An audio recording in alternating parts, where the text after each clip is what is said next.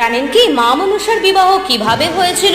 ঋষি জগৎকারু ছিলেন কঠোর ব্রহ্মচারী। তিনি ঠিক করেছিলেন কখনোই বিবাহ করবেন না।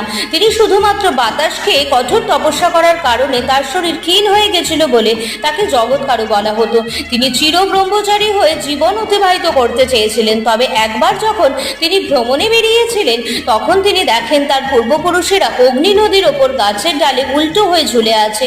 জগৎকারু তাকে এইভাবে ঝুলে থাকার কারণ জিজ্ঞাসা করেন।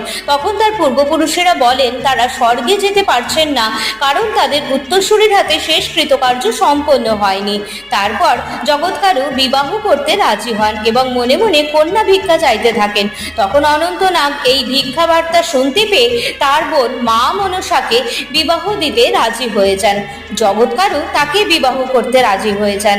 আর এইভাবেই মা মনসার বিবাহ হয়। ভিডিওটি ভালো লাগলে কমেন্ট বক্সে অবশ্যই জয় মা মনসা লিখবেন।